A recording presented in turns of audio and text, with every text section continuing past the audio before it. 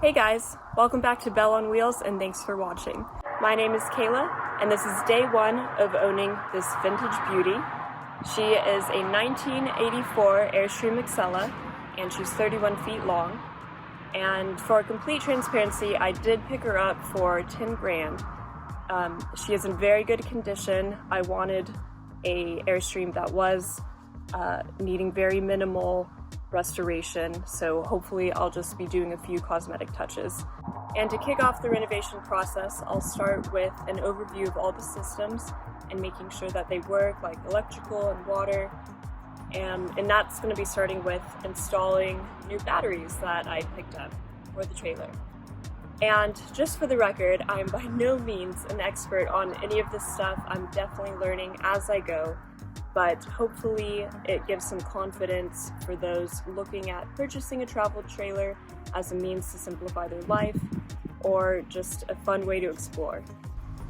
The electrical components in this explanation are specific to my Airstream, but it can be applied to all different types of travel trailers. So, in a basic setup, you have shore power and two 12-volt batteries. And for your internal components, you have a 12-volt DC fuse panel, a converter, and a 120-volt AC circuit breaker. When you plug in your trailer to shore power, alternating current, or AC power, flows from your cable through a 120-volt circuit breaker, which then powers things like your air conditioner and your 120-volt outlets, where you can plug in appliances such as your microwave and your laptop.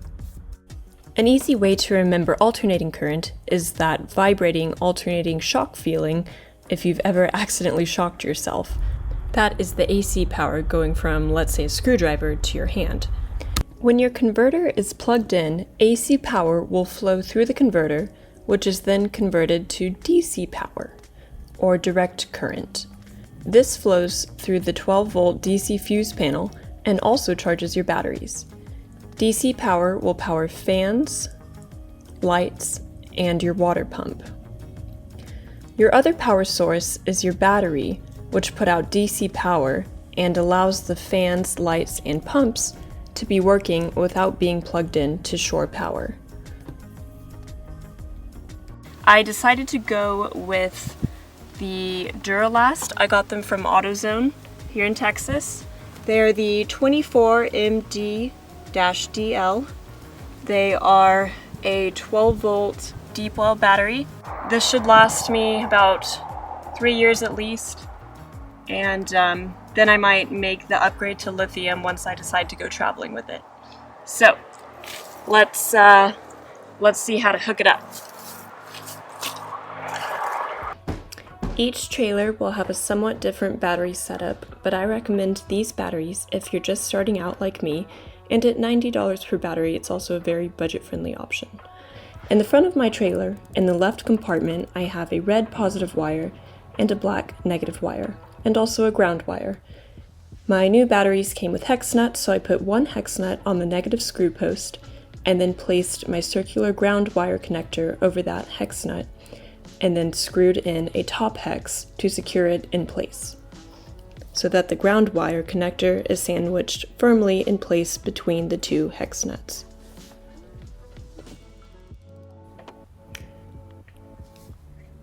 Your red positive connection wire will then go on your positive connection post. Simply unscrew the hex nut from one side of your connection wire and then tighten around the post.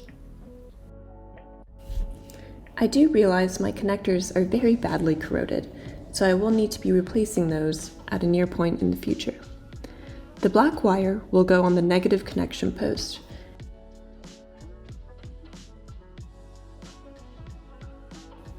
Be sure each connector is secured tightly enough so that they do not move around freely and that both cables are facing the same direction so that they can slide easily back into their compartment.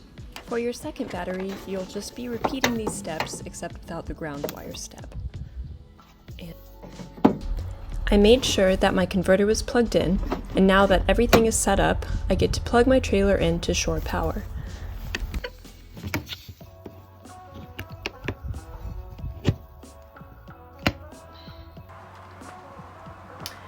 Okay, we got the batteries in, we are plugged in, and our power switch is turned on. So let's turn on some lights. Ah, amazing. Perfect. Now, let's see if that radio works, huh? Get some tunes.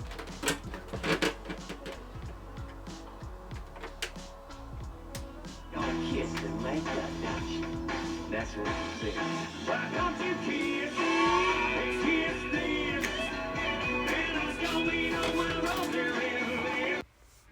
Subscribe to this channel and follow me on my quest to find a meaningful, simple life through enjoying life's small pleasures, spending quality time with family, and of course, taking on a massive Airstream renovation.